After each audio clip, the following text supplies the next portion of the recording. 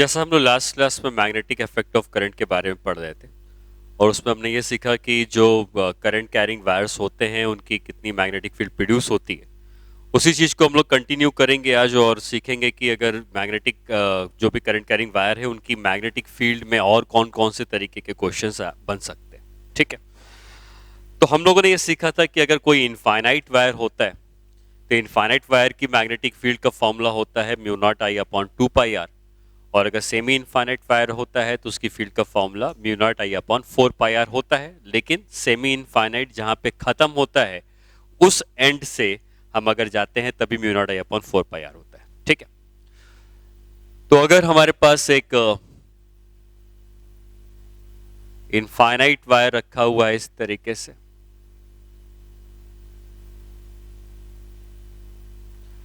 और इसमें current I की है, और इसके पैरेलल अगर हमने एक और इनफाइनाइट वायर रख दिया जिसमें सेम करंट आई की है, और एग्जैक्टली इनके बीच में मैं अगर पूछूं कि क्या मैग्नेटिक फील्ड होगी, तो आप ये कह सकते हो कि अगर इन दोनों वायर के एग्जैक्टली बीच में आते हैं तो जितनी दूरी इस वायर से है उतनी ही दूरी इस वायर से भी है, दोनों डिस्टेंसेस आर के बराबर हैं, तो दोनों की फील्ड बराबर होगी mu not I upon 2 pi r. लेकिन किस डायरेक्शन में होगी ये भी इंपॉर्टेंट है। तो अगर इसकी करंट इधर है तो ये फील्ड यहाँ पे बाहर की तरफ बना रहा होगा, और इसकी करंट अगर इधर है तो करंट के डायरेक्शन में अगर आप थंब को रखते हैं और फिंगर्स अगर ले जाते हैं तो फिंगर्स अंदर जाएंगे। ठीक है, तो करंट से फील्ड का कैसे डायरेक्शन निकालते थे? हम निकालते थे कि अगर ये करंट कैरिंग वायर है और करंट कैरिंग वायर में करंट अगर आई है तो आप अपने राइट हैंड का थंब इस करंट कैरिंग वायर के डायरेक्शन में रखेंगे, तो आपकी जो फिंगर्स हैं वो कुछ इस तरीके से आएंगी, और आप अगर थंब इस तरफ रखे हैं और फिंगर्स अंदर की तरफ घुमाएंगे तो आप ये कह सकते हो कि इस तरफ जो फील्ड का डायरेक्शन होगा वो इनवर्ट होगा। ठीक, राइट हैंड का।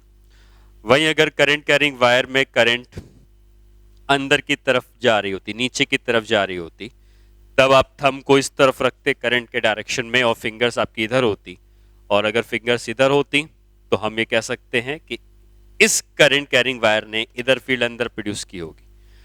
लेकिन अगर वही करंट कैरिंग वायर के लिए फील्ड हम इधर निकालते तो थंब अगर हम इधर रखते और फिंगर्स को घुमाते तो फिंगर्स बाहर की तरफ आती, और अगर फिंगर्स बाहर की तरफ आती तो आप ये कह सकते हो कि इसकी वजह से जो फील्ड होती, थंब इधर है, फिंगर्स बाहर की तरफ आती, फिंगर्स बाहर की तरफ आती तो इसकी वजह से फील्ड बाहर होती। ठीक है, तो आपको राइट हैंड यूज करना है, थंब को रखना है करंट की तरफ, फिंगर्स को घुमाना है, फिंगर्स अंदर जा रही हैं तो फील्ड अंदर है, फिंगर्स बाहर आ रही हैं तो फील्ड बाहर है।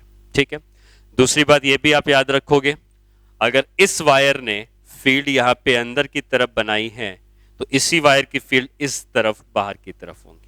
ठीक है, उसी तरीके से अगर हम इस वायर की बात करें और इसने फील्ड यहाँ पे बाहर की तरफ बनाई हुई है तो दूसरे साइड ऑफ वायर में फील्ड खुद ब खुद अंदर की तरफ हो जाएंगी। ठीक है, तो अब अगर हम इस डायग्राम में वापस आते हैं तो इसमें अगर थंब रखते हैं तो फील्ड बाहर की तरफ है, और इसमें अगर थंब रखते हैं तो फील्ड अंदर की तरफ है। ये दोनों फील्ड एक दूसरे को कैंसिल कर देंगी और नेट फील्ड यहाँ पे 0 हो जाएगी। ठीक है, वही अगर ये दो इनफाइनाइट वायर इस तरीके से होते, मान लो मैं ये डायग्राम का ही यूज कर लेता हूँ, अगर ये दो इनफाइनाइट वायर इस तरीके से होते और अगर मैं पूछता कि इनके बीच में फील्ड निकालो, तो आप देख सकते हो इसकी वजह से फील्ड यहाँ पे अंदर की तरफ है, इसकी वजह से फील्ड भी यहाँ अंदर की तरफ है, तो जब करंट अपोजिट होती हैं तो बीच की फील्ड जुड़ जाती है, और वही करंट अगर सेम डायरेक्शन में होती है तो फील्ड बीच में अपोजिट होती है तो कैंसिल हो जाती है। तो अगर क्वेश्चन में दो इनफाइनाइट वायर इस तरीके से रखे होते, ये इनफाइनाइट वायर और ये दूसरा इनफाइनाइट वायर, इसमें करंट अगर इधर होती, इसमें करंट अगर इधर होती, और हम बीच में फील्ड निकालना चाहते, ये दूरी आर की है, ये दूरी भी आर की है, तो दोनों में फील्ड जुड़ जाती और एक की वजह से field mu not I upon 2 pi r होती, तो यहाँ पे हम कह सकते हैं कि नेट फील्ड होती 2 times of mu not I divided by 2 pi are. ठीक है, ये नेट फील्ड हो जाती। इस क्वेश्चन में क्या है कि हमको इस तरीके का डायग्राम दिया है जिसमें हर जगह पर सेम करंट आई फ्लो कर रही है, और ये जो आपको दिख रहा है, ये जो बीच का खाली एरिया बचा है ये एक स्क्वायर बनाता है, और उसके सेंटर पे हमको फील्ड पता करनी है कितनी है। ठीक है, ये जो स्क्वायर बना रहा होगा उसके साइड की लेंथ दी होगी, ठीक है, सारे डायमेंशंस दिए होंगे और फील्ड की वैल्यू बतानी है। पहली बात ये समझ में आनी चाहिए कि ये पॉइंट सारे वायर के लिए इक्वल दूरी पर है, तो जो भी फील्ड की वैल्यू होगी वो सबके लिए सेम होगी। अब कौन जुड़ता है कौन घटता है हमें ये कैलकुलेट करना है। अगर आप ये जो वायर दिख रहा है इसको और ये जो वायर दिख रहा है इसको, ये दोनों की करंट सेम डायरेक्शन में है, तो हमको पता है कि यहां पर दोनों की फील्ड अपोजिट आएगी और कैंसिल हो जाएगी। सेम डायरेक्शन में फील्ड बीच में कैंसिल आउट होती है, तो इन दोनों की वजह से यहां फील्ड जीरो हो जाएगी। ठीक उसी तरीके से इन दोनों की वजह से यहां फील्ड जीरो हो जाएगी, क्योंकि दोनों सेम करंट डायरेक्शन है तो फील्ड कैंसिल, दोनों सेम करंट डायरेक्शन में है तो फील्ड कैंसिल, तो इनकी वजह से फील्ड जीरो हो गई। अब बचते हैं ये चार वायर। ये जो वायर जा रहा है ऊपर की तरफ, ठीक है, और ये जो वायर आ रहा है नीचे की तरफ, अगर हम इन दोनों को कंसीडर करें तो जितनी फील्ड इसकी यहां पर है उतनी फील्ड इसकी यहां पर है, लेकिन जो ऊपर जा रहा है वो फील्ड अंदर बनाएगा, तो जो नीचे आ रहा है वो फील्ड बाहर बनाएगा, तो ये दोनों आपस में कैंसिल आउट हो जाएंगे। ठीक, तो इन दोनों ने आपस में कैंसिल कर लिया। सिमिलरली इसकी करंट नीचे है, इसकी करंट ऊपर है, दोनों अपोजिट करंट जा रही हैं। इसकी वजह से फील्ड अगर हम यहां पे निकालते या इसकी वजह से फील्ड निकालते, इसकी वजह से करंट ऊपर है तो फील्ड बाहर होती और इसकी वजह से करंट इधर फील्ड अंदर होती, तो ये दोनों आपस में कैंसिल कर देते, ये दोनों आपस में कैंसिल कर देते, ये दोनों आपस में कैंसिल और ये दोनों आपस में कैंसिल। तो आप कह सकते हो कि यहाँ पे जो टोटल फील्ड होगी वो जीरो के बराबर होगी। ये क्वेश्चन कैलकुलेशन का नहीं बल्कि ऑब्जर्वेशन का था कि अगर आप ऑब्जर्व कर सकते हो तो बता सकते हो कि फील्ड यहाँ पे सेंटर में कितनी होगी। ठीक है, नेक्स्ट क्वेश्चन में आते हैं।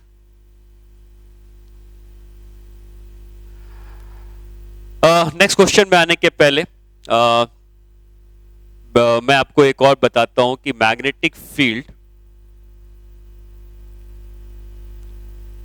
Due to circular wire. ठीक है, तो अगर कोई सर्कुलर वायर है, मान लो हो सकता है कि पूरा सर्कल ही हो और इसमें अगर करंट आई की जा रही है तो हमें इसके सेंटर में फील्ड निकालनी।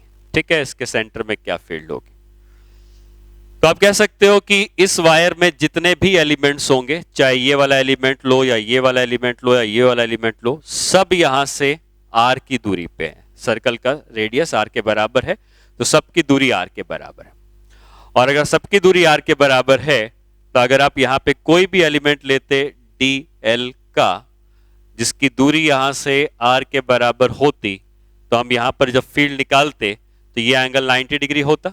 ठीक है, करंट आई की जा रही है, तो बायोट-सावर्ट लॉ क्या कहता था, dB is equal to mu not upon 4 pi I d l sine theta divided by r का स्क्वायर। यहां से आर की दूरी पे निकालना है तो आर का स्क्वायर। थीटा होता था dl और आर के बीच में एंगल जो 90 डिग्री है, तो dB को हम लिख सकते हैं mu not upon 4 pi I d l by r square. ठीक, आप ये कह सकते हो कि इसकी वजह से अगर हम फील्ड का डायरेक्शन निकालते तो अगर हम करंट के डायरेक्शन में थंब को रखते तो फील्ड अंदर आती। अगर यहां पे कोई दूसरा एलिमेंट होता इस तरीके का, तो यहां पे अगर हम थंब को रखते इस तरफ तो इसकी फील्ड भी अंदर आती। यहां पे कोई तीसरा एलिमेंट होता उसकी फील्ड भी अंदर आती। मतलब जितने भी एलिमेंट्स इस वायर में हैं सब फील्ड अंदर प्रोड्यूस कर रहे हैं, और सब फील्ड अंदर प्रोड्यूस कर रहे हैं तो टोटल फील्ड निकालने के लिए हम इंटीग्रेट कर देते, और टोटल फील्ड इंटीग्रेट करते तो यहां पे आता mu not I upon 4 pi r square, और डीएल का इंटीग्रेशन ये टोटल लेंथ आ जाती 2 पाई आर की, तो उसको लिख देते 2 पाई आर। ठीक, यहां से पाई और पाई कैंसिल हो जाता और जो बी आता वो होता mu naught I divided by 2r।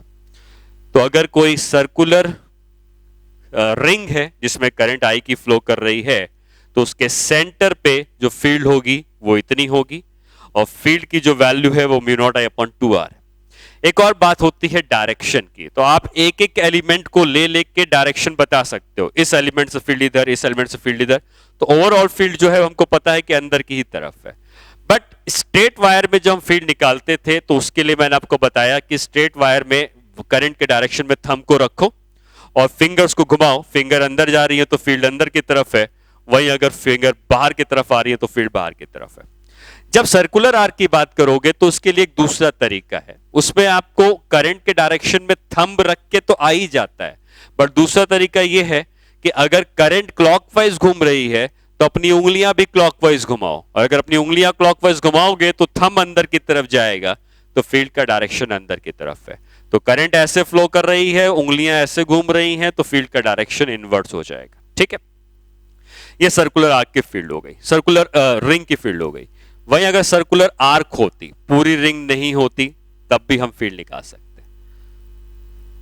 अगर इसमें आई की करंट फ्लो कर रही है और ये जो एंगल है यहां से यहां तक वो थीटा के बराबर है, ठीक है, तो इस इंटीग्रेशन में बस यही फर्क पड़ता कि जो डीएल का इंटीग्रेशन हमने किया था रिंग के लिए तो 2 पाई आर की लेंथ आ गई थी, लेकिन अब वही हम डीएल का इंटीग्रेशन करते यहां से यहां तक के लिए तो पूरी रिंग की लेंथ नहीं, बस इतनी लेंथ आती। और अगर इतनी लेंथ आती तो आप यहां पे कह सकते हो कि जो फील्ड आती वो आती mu not I upon 2r multiplied by theta divided by 2 पाई। ठीक है, मतलब आपको करना क्या है कि अगर पूरी 2 पाई, अगर ये पूरा एंगल 2 पाई का होता तो field mu not I upon 2r की आती, लेकिन अगर एंगल सिर्फ थीटा का है तो थीटा के एंगल से फील्ड जो आएगी वो थीटा बाय 2 पाई से मल्टीप्लाई हो जाएगी। बाकी जो फील्ड का डायरेक्शन है, करंट के डायरेक्शन में उंगलियां घुमाओगे फील्ड अंदर की तरफ होगी, तो फील्ड का डायरेक्शन यहाँ पे इनवर्ड ही होगा, लेकिन फील्ड की वैल्यू इतनी हो जाएगी। ठीक, तो पूरी रिंग की वजह से इतनी है, आधी रिंग होती तो mu not I upon 4r हो जाती, 1/4 रिंग होती तो mu not I upon 8r हो जाती, और कोई जनरल एंगल थीटा होता तो फील्ड की वैल्यू के बराबर लिख सकते हो। ठीक है, अब इस फील्ड को लिखने के बाद मान प्रॉब्लम हम करते हैं, इसमें एक इनफाइनाइट वायर इस तरीके से गया, यहां पे एक हमने सेमी सर्कल बनाया और ये भी एक सेमी इनफाइनाइट वायर आ गया। ठीक है, तो यहां पर क्या है इस क्वेश्चन में कि एक सेमी इनफाइनाइट वायर इधर गया है, एक सेमी इनफाइनाइट वायर इधर आया है, करंट आई की इधर गई, और ये जो है ये आधा सर्कल है, आधी रिंग है, इसमें भी करंट आई और ये करंट आई इधर चली गई। इस पूरे डायग्राम में मान लो ये इस सेमी सर्कल का सेंटर होता यहां पे, और इसकी जो रेडियस है वो आर के बराबर है, तो हमें उस पॉइंट पर फील्ड निकालनी। ठीक है, पॉइंट पी पर फील्ड निकालनी, find field at point P, ये क्वेश्चन। तो इस क्वेश्चन में आपको इस तरीके से सोचना है कि ये डायग्राम दो सेमी इनफाइनाइट वायर और एक सेमी सर्कुलर रिंग से बना हुआ है। ये दोनों semi infinite wire opposite direction में करंट रखते हैं, तो इनकी फील्ड ऑब्वियसली यहां पे जुड़ जाएगी। ठीक है, और किसी एक सेमी इनफाइनाइट वायर की जो फील्ड होती, किसी एक सेमी इनफाइनाइट वायर की जो फील्ड होती वो होती mu not I by 4 pi r, लेकिन ऐसे दो सेमी इनफाइनाइट वायर हैं तो ये दो सेमी इनफाइनाइट वायर की फील्ड इतनी हो गई। ठीक है, 2 से मल्टीप्लाई कर दिया। अब हमें चाहिए आधी रिंग, तो आधी रिंग की फील्ड, अच्छा इन दोनों की फील्ड होती किस तरफ, किसी भी एक की निकाल लो, इसमें करंट अंदर जा रही है तो फील्ड अंदर है, अगर इसकी फील्ड अंदर है तो इसकी फील्ड अपने आप अंदर आ जाएगी क्योंकि करंट अपोजिट है, तो इन दोनों की फील्ड अंदर की तरफ है और इतनी है। इस सेमी सर्कुलर वायर की फील्ड कितनी है इसका हमें ऑलरेडी फॉर्मूला पता है, लेकिन किस तरफ है, करंट के डायरेक्शन में उंगलियां घुमाएंगे तो इसकी फील्ड भी अंदर आएगी, तो इन दोनों की फील्ड अंदर थी, करंट के डायरेक्शन फिंगर घुमाए, इनकी फील्ड भी अंदर है, तो यहां पे बीच में प्लस आएगा क्योंकि ये दोनों साथ तीनों की फील्ड एक तरफ आ रही है। और आधी रिंग की फील्ड कितनी हो जाएगी, पूरी रिंग की होती है mu not I upon 2r, आधी रिंग की हो जाएगी mu not I upon 4r, ये हो गया सेमी सर्कल, और इन दोनों को जोड़ देंगे तो हमको नेट फील्ड वहां पर मिल जाती है। ठीक है, अब आते हैं नेक्स्ट क्वेश्चन में मूव करते हैं। इस नेक्स्ट क्वेश्चन में क्या है कि अगेन हमने जो भी इनफाइनाइट सेमी इनफाइनाइट वायर पड़े हैं इनको हम आपस में जोड़ सकते हैं। तो इसमें एक सेमी इनफाइनाइट वायर इधर गया, फिर ये 1/4 ऑफ द रिंग आई, क्वार्टर ऑफ द रिंग आई, और फिर ये सेमी इनफाइनाइट वायर इधर चला गया। करंट आई, इसमें भी करंट आई और इधर करंट आई।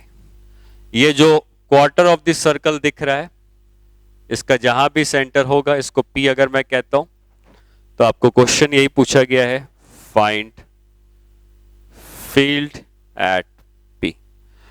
हमें फील्ड का फॉर्मूला पता होता है, सेमी इनफाइनाइट का या सर्कुलर का या सेमी सर्कुलर का या क्वार्टर ऑफ सर्कुलर का, बस हमको डायरेक्शन पे थोड़ा ध्यान देने की जरूरत होती है, ठीक है।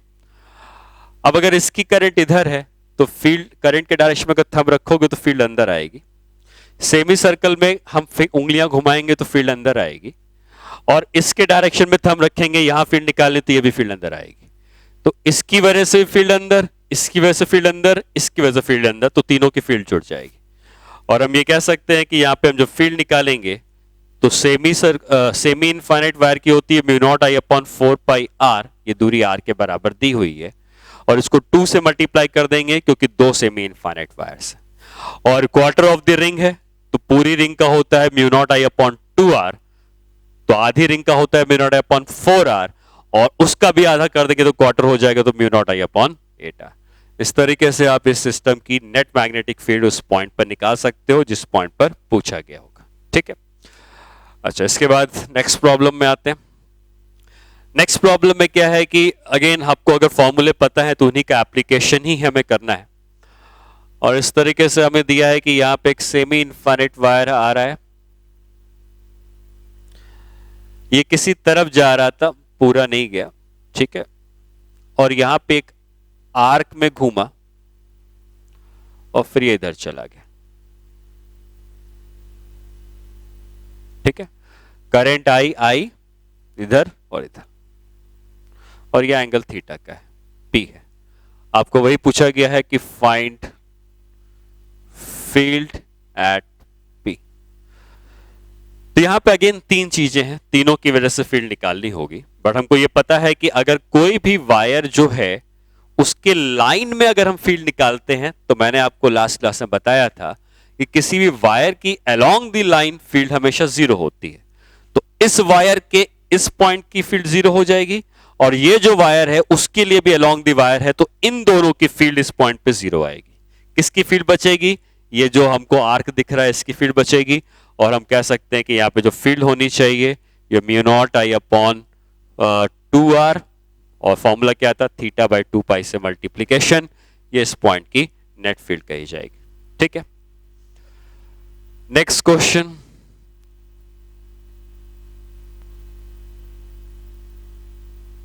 यहां पे एक वायर आता है, इस तरीके से ये सर्कल में घूमता है, बिना टच किए ऊपर से आता है और इस तरीके से निकल जाता है, ठीक है। तो बेसिकली एक करंट कैरिंग वायर आया, इसने बीच में सर्कल का शेप लिया और फिर ये इनफाइनाइट तक इधर चला गया, और हमें सेंटर पे फील्ड निकालनी है, रेडियस अगेन आर का ही है, ठीक है। तो क्वेश्चन है फाइंड फील्ड एट सेंटर।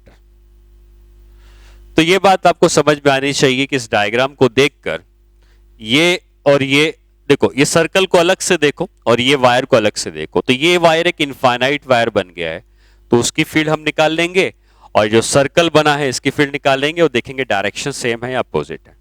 अगर करंट इधर जा रही है तो स्ट्रेट वायर में हम करंट के डायरेक्शन में थंब को रखते हैं और उंगलियां ऊपर बाहर की तरफ घुमाते हैं, तो इसकी फील्ड बाहर की तरफ है, ठीक है। वहीं अगर सर्कल में हम फील्ड निकालते हैं तो करंट के डायरेक्शन में उंगलियां घुमाते हैं, इसकी फील्ड भी बाहर की तरफ है, तो इसकी वजह से फील्ड बाहर है, इसकी वजह से फील्ड बाहर है, दोनों जुड़ जाएंगे, और ये कह सकते हैं कि यहां जो फील्ड आएगी ये इनफाइनाइट वायर बन गया है ये पूरा, तो mu not I upon 2 pi R इसकी फील्ड हो गई, रेडियस आर के बराबर हमने माना है, और ये सर्कुलर वायर है, सर्कुलर वायर की फील्ड होती है mu not I upon 2 R, इस जगह की नेट फील्ड हो जाएगी, ठीक है। तो इस तरीके से आप नेट मैग्नेटिक फील्ड निकाल सकते हो अगर आपको कोई भी सिस्टम दिया हुआ है, ठीक है। कई बार क्वेश्चन 3 डायमेंशनल डायग्राम के लिए भी आता है, तो 3 डायमेंशनल डायग्राम में क्या है कि ये इस तरीके से मैंने एक डायग्राम बनाया,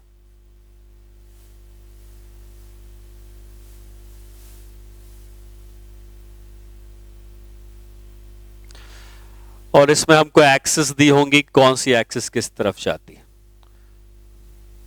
ठीक है। तो ये एक सर्कल का 1/4 पार्ट है, ये सर्कल का सेंटर हो गया। अगर ये सर्कल होता तो सर्कल का सेंटर हो जाता, ठीक है।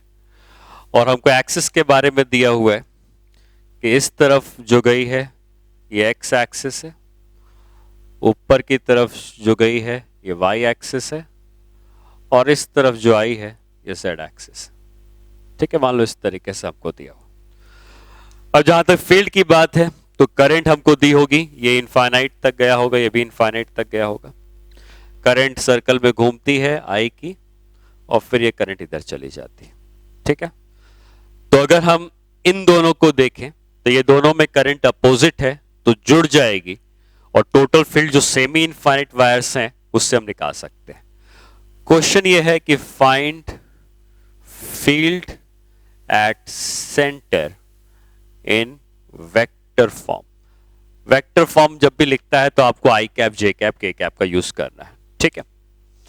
तो ये जो सेमी इनफाइनाइट वायर हैं ये दोनों, इन दोनों की फील्ड होगी तो सेम डायरेक्शन पे, बट किस तरफ होगी? करंट अगर इधर है तो करंट के डायरेक्शन में थंब रखेंगे तो फिंगर्स नीचे की तरफ आएगी।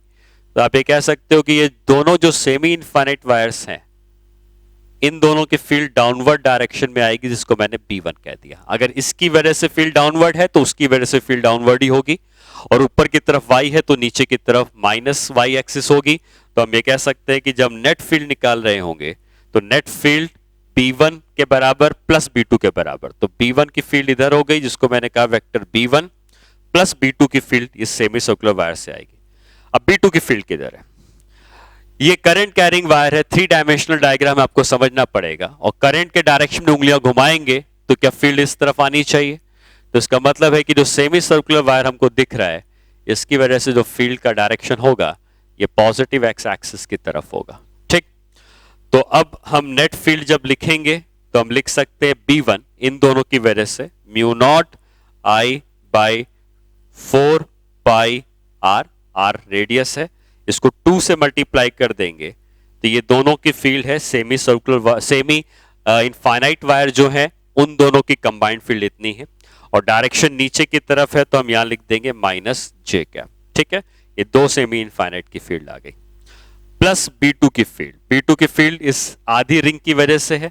आधी रिंग की फील्ड का मैग्नीट्यूड कितना होता है? Mu naught I upon 4R, ये इसका मैग्नीट्यूड हो गया, और डायरेक्शन किस तरफ आ रहा है? एक्स एक्सिस की तरफ, तो आप यहां पे लिख देंगे आई कैप। तो इस तरीके से आपको इस सिस्टम की नेट मैग्नेटिक फील्ड आ जाएगी जो कि वेक्टर फॉर्म में लिखी है, और ये 3 डायमेंशनल है क्योंकि ये दोनों वायर्स पैरेलल हैं, अपोजिट करंट है तो जुड़ गई, और ये सेमी सर्कुलर है, करंट के डायरेक्शन में थंब को फिंगर्स घुमाया तो थंब इस तरफ आती है, ठीक है।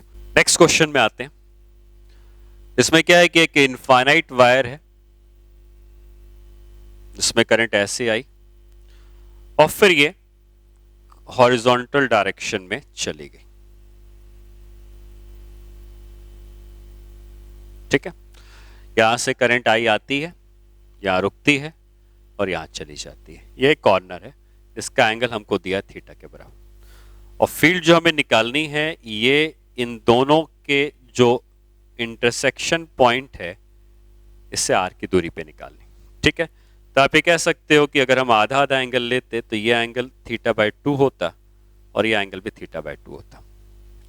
हमें इस पॉइंट को अगर मैं P कहता हूं तो क्वेश्चन यही है कि find field at point P, ठीक है। अब देखिए, पहले तो हम ये समझ लें कि ये क्वेश्चन 2 सेमी इनफाइनाइट वायर का है, बट सेमी इनफाइनाइट वायर में हमें एक चीज याद रखनी थी, वो ये थी कि सेमी इनफाइनाइट वायर का हम फॉर्मूला तब यूज करते थे जब हमें फील्ड निकालनी होती थी जहां वायर खत्म हुआ है, अगर हम वहां से कुछ दूरी पर आते थे तब हम फील्ड का फॉर्मूला लिखते थे mu naught I upon 4 pi are. ये उसको भूल जाओ, खाली इसको देखो, ये एक सेमी इनफाइनाइट वायर है क्योंकि इसका एक एंड पता है। हमें इस सेमी इनफाइनाइट वायर जहां खत्म हुआ है उससे आर की दूरी पे फील्ड नहीं पूछा है। सेमी इनफाइनाइट वायर जहां खत्म हुआ है उससे आर की दूरी में फील्ड पूछता तो हम वो फॉर्मूला यूज करते, लेकिन ये सेमी इनफाइनाइट वायर जो है इस ये जहां खत्म हुआ है उससे हमें फील्ड नहीं पूछी गई है, बल्कि सेमी इनफाइनाइट वायर के बीच में कहीं फील्ड पूछी गई है, तो हम डायरेक्टली उस फॉर्मूले को यूज नहीं कर सकते। तो हम एक काम करते हैं, हम पहले ये जो नीचे वाला सेमी इनफाइनाइट वायर है इसको कंसीडर करते हैं। फिर ऊपर वाले को बाद में देखेंगे। ये सेमी इनफाइनाइट वायर हो गया। फील्ड हमें निकालनी है इसकी वजह से इस जगह पर जो आर की दूरी पर है, ये एंगल थीटा बाई 2 हो गया। हमें जहां पर फील्ड निकालनी होती है, मैंने आपको जनरल फॉर्मूला यही बताया था कि जहां पर फील्ड निकालनी होती है वहां से हम एक परपेंडिकुलर ड्रॉप करते हैं और इस डिस्टेंस को आर कहते हैं। यहां पर फील्ड निकालनी होती है उसके दो एंड को जोड़ देते हैं, एक एंड इधर जुड़ता है और एक एंड इधर जुड़ता है। ठीक है, यही है। ये एंगल कितना हो जाएगा 90 डिग्री, क्योंकि इनफाइनाइट तक चला गया है तो उस एंगल की वैल्यू तो 90 डिग्री हो जाएगी। और ये एंगल कितना हो जाएगा 90 माइनस थीटा बाई 2। ठीक, अब हम इस वायर की वजह से फील्ड निकालना चाहते हैं। ये दूरी आर की है, बट हमको हमेशा इस वायर से परपेंडिकुलर दूरी चाहिए होती है। तो ये एंगल अगर थीटा बाई 2 का है, ये आर है, तो ये दूरी हो जाएगी आर साइन थीटा बाई 2 की। ठीक है, तो अब अगर हम फाइनाइट वायर वाला फॉर्मूला यूज करें तो इसकी वजह से जो फील्ड आएगी वो हो जाएगी mu not I divided by 4 pi R. R यहां पर ये है, ये आर कुछ और दिया था, हमें ये चाहिए होता है, तो यहां पे होगा आर साइन थीटा बाई 2। पहला angle sine theta 1, sine theta 1 कितना है sine 90 minus theta by 2 plus sine theta 2, sine theta 2 कितना है साइन 90 डिग्री। ठीक है, ये दो टर्म आए। तो एक सिंगल वायर की जो फील्ड होती वो आती mu not I upon 4 pi R sine theta by 2 और यहां पे हो जाता कॉस थीटा बाई 2 प्लस 1। ठीक है, 1 प्लस कॉस थीटा ट्रिग्नोमेट्री में हम पढ़ते हैं, 1 प्लस कॉस थीटा को हम लिख सकते हैं 2 कॉस स्क्वायर थीटा बाई 2। ठीक है, तो 1 प्लस कॉस थीटा बाई 2 को क्या लिख देंगे, थीटा की जगह थीटा बाई 2 आ गया तो हम इसको लिख सकते हैं cos square theta by 4। Theta है तो थीटा बाई 2 है, थीटा बाई 2 है तो थीटा बाई 4। तो ये 1 प्लस कॉस थीटा बाई 2 ही है जिसको 2 कॉस स्क्वायर थीटा बाई 4 लिखा जा सकता है। तो ये हो जाएगा mu not I divided by 4 pi R sine theta by 2 multiplied by 2 cos square theta by 4। ठीक, तो ये 2 और यहां से कैंसिल हो जाएगा और हम ये कह सकते हैं कि एक सिंगल वायर की जो फील्ड आएगी उसकी वैल्यू हो जाएगी म्यू नॉट आई, यहां से cos square theta by 2 by sine theta by 2 को अगर करेंगे तो एक बच जाएगा कॉट थीटा बाई 2। एक मिनट, गलत हो गया, ये थीटा बाई 4 है और ये थीटा बाई 2, इसको थोड़ा सा और सिंप्लीफाई करेंगे। ठीक है, ट्रिग्नोमेट्री में हम ये भी पढ़ते हैं कि साइन 2 थीटा होता है 2 साइन थीटा कॉस थीटा। ठीक है, तो अगर मैं थीटा की जगह 2 थीटा की जगह थीटा बाई 2 कर दूंगा तो ये जितना एंगल होता है उसके आधे आधे एंगल आते हैं, तो इसको लिख सकते हैं 2 sine theta by 4 cos theta by 4। ठीक है, जितना एंगल उसके आधे आधे एंगल आ गए। और अगर ऐसा है तो मैं यहां पे अगर इसकी वैल्यू रख दूं तो ये b की वैल्यू कितनी हो जाएगी mu not I divided by 4 pi are, ये तो था ही। साइन थीटा बाई 2 को हम ऐसा लिख सकते हैं 2 sine theta by 4 cos theta by 4, ये हो गया। और ऊपर कितना लिखा हुआ है 2 कॉस स्क्वायर थीटा बाई 4। तो ये 2 और 2 कैंसिल हो जाएगा, एक कॉस थीटा बाई 4 कैंसिल हो जाएगा और ये जो b बचेगा ये बचेगा mu not I, cos theta by 4 ऊपर है, साइन थीटा बाई 4 नीचे है, तो मैं इसको लिख सकता हूं cot theta by 4 divided by 4 pi R बचा है नीचे, इसको मैंने 4 पाई आर लिख दिया। तो इस तरीके से हमारे पास ये जो सेमी इनफाइनाइट वायर है उसके इस जगह की फील्ड आ गई। ठीक, फर्स्ट डायग्राम में वापस आते हैं। अगर इसकी वजह से फील्ड निकालेंगे तो बाहर की तरफ होगी। ठीक है, इसकी वजह से फील्ड निकाली गई तो बाहर की तरफ आ गई। इसकी वजह से फील्ड किधर होगी, तो अगर आप इस करंट कैरिंग वायर में अगर आप डायरेक्शन में थंब रखते हैं और फिंगर्स घुमाते हैं तो इसकी फील्ड भी बाहर की तरफ ही आएगी। और इस वायर के लिए ये पॉइंट या इस वायर के लिए पॉइंट, दोनों पॉइंट सिमेट्रिकल है। जैसे इस वायर के लिए ये पॉइंट है वैसे ही इस वायर के लिए इस पॉइंट है। तो हम कह सकते हैं कि जो भी फील्ड हमने निकाली थी उसको डबल कर देंगे तो नेट फील्ड आ जाएगी। तो हम कह सकते हैं कि जो नेट फील्ड होगी ये 2 टाइम्स ऑफ बी हो जाएगा, और 2 टाइम्स ऑफ बी करते हैं तो हो जाएगा mu not I cot theta by 4 divided by 2 pi are. ठीक है, ये इस जगह की नेट फील्ड है।